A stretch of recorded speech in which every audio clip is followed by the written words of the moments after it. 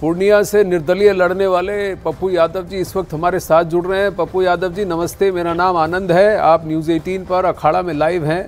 गाड़ी में आप जाते हुए दिख रहे हैं हमें फ्रेम में। आप बताइए तेजस्वी यादव जी के बयान पर आप क्या कहेंगे? प्रणाम आनंद जी। मैं क्या कह सकता हूँ, ये सब चीजें तो गठबंधन धर्म के जो बड़ी पार्टी है उनको विचार करना चाहिए और मुझको लगता है कि जनता विचार जरूर करेगी। सियासत और सत्ता ही यदि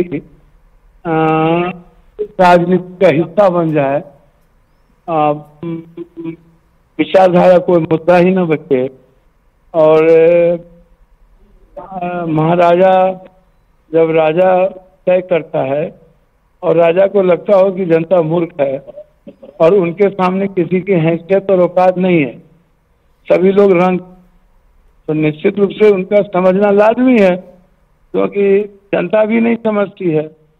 जो सेवा करे उसको जनता नहीं समझती, तो उनको लगता है कि मुख्य कानून है, हम जो कह दें सियासत में वो चलेगा। तो वह व्यक्ति राजा की तरह एक्ट करते हैं, वो चाहे जिनको लाना हो, जिनकी मर्जी हो देना हो, चाहे जिस परिवेश में हो। जो उन्होंने कहा कि इतना ऐसी बातें तो मुझको लगता है कि दुनिया में कोई ना समझ व्यक्ति नहीं कह सकता। Patience will must be important, have patience, more patience than politics, no patience no life. अब पॉलिटिक्स में पैसेंस की तो सख्त आवश्यकता होती है जी। उन्होंने क्यों पैसेंस को लूज किया? मैं तो तरस ही खा सकता हूँ, मैं गुस्सा नहीं किया जा सकता ऐसे नादानी पे। ऐसे हमेशा किसी के व्यक्तिगत चीजों पर हमला करना और ये सब हमारी जनता सब पागल है, हमेशा चीजों को बदलते रहना। जबकि मैं बिल्कुल, जब ये जन्म नहीं लिए थे तब लालू यादव जी से मेरा बड़े पुत्र का रिश्ता रहा। एक वोट से विपक्ष के नेता के रूप में लालू यादव जी जीते थे, जहाँ पर हमारे खिलाफ सदन में भी चर्चा उठी, गूंज उठा।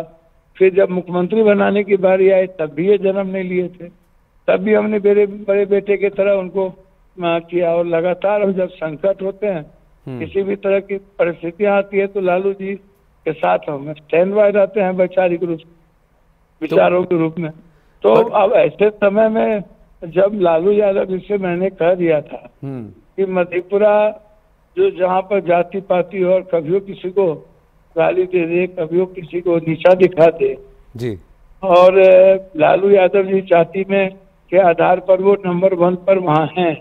पप्पू यादव दूसरे जाति में प्रासंगिक हैं और दूसरा जाति पप्पू यादव के लिए पागलों की तरह जीता है, ये मैं जानता हूँ। उनकी मोहब्बतें हैं मेरे साथ, लेकिन यादवों की बात आती है तो मधेपुरा, सुपौल, सहरसा में मैं देखता हूँ कि आन जगहों पर इतनी मदद और सेवा करने के बावजूद, लोगों के लिए संघर्ष करने के बावजूद जस्टिस तुरंत करता हूँ, कोई मिलता नहीं है। टिकट किसी का कन्फर्म पप्पू यादव को कराना है, अस्पताल में पप्पू यादव को देखना है, हर परिस्थितियों में सीओ वीडियो के यहाँ नोटिशन जमाबंदी के लिए पप्पू यादव को देखना है, लेकिन हालात जातीय आधार पर हो जाती है, तो गंभीर चिंता का विषय था मेरे लिए। और हमने कांग्रेस को सोच समझ करके ज्वाइन नहीं किया।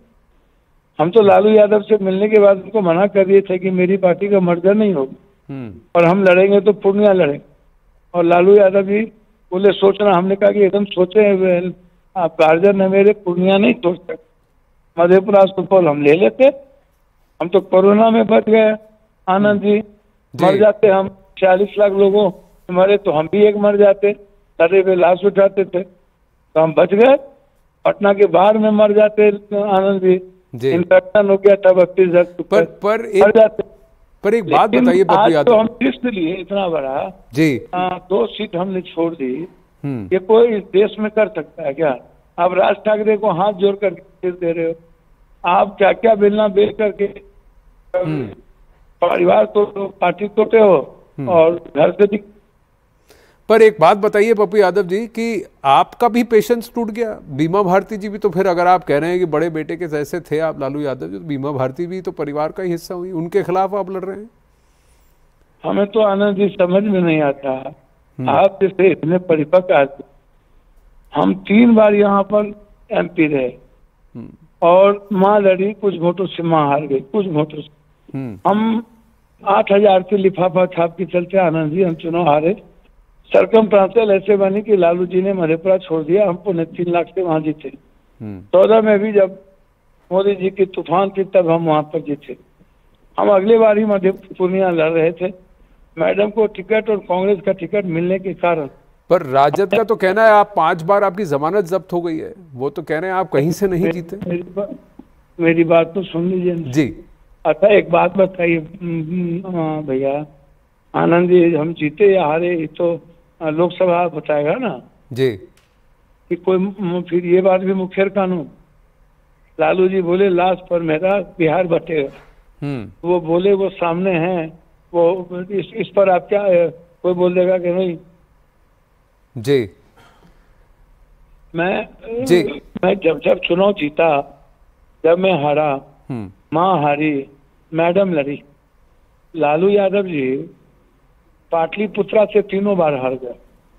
जो लोग ऐसी बात करते हैं उनको नहीं करनी चाहिए और बचकाना छोड़ देनी चाहिए। सोनपुर से हारे, छपरा से हारे, मधेपुरा में 2 बार हारे, उसके बाद आए नहीं। तो अब की बार मैं बस पप्पू यादव जी, मैं आपका थोड़ा नेटवर्क टूट के आ रहा है, इसीलिए मैं जल्दी आपसे पूछना चाहता हूं कि अब की बार पूर्णिया से कौन जीतेगा, पूर्णिया किसको वोट देगी? देखिए एक बात समझिए, प्रणाम पूर्णिया, सलाम पूर्णिया, जोहार पूर्णिया, 1 सालों से मेरा कैंपेन चल रहा था।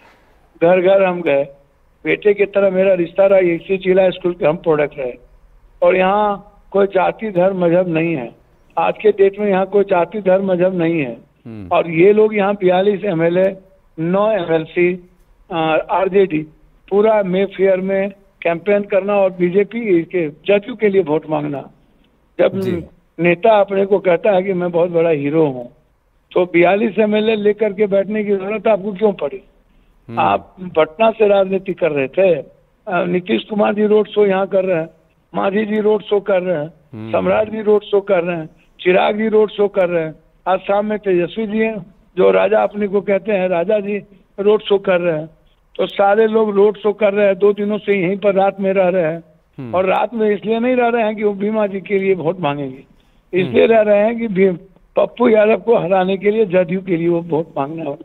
इतनी नफरत क्यों? तो आपका प्रश्न ये है कि इतनी नफरत क्यों पप्पू यादव को हराने के लिए सबने ठानी है? या तो हमें वोट दीजिए या किसी और को दीजिए, इतनी नफरत क्यों पूछ रहे हैं पप्पू यादव जी? उनका फ्रेम देखिए फ्रीज हो गया है, वापस उनसे जुड़ने की कोशिश करेंगे।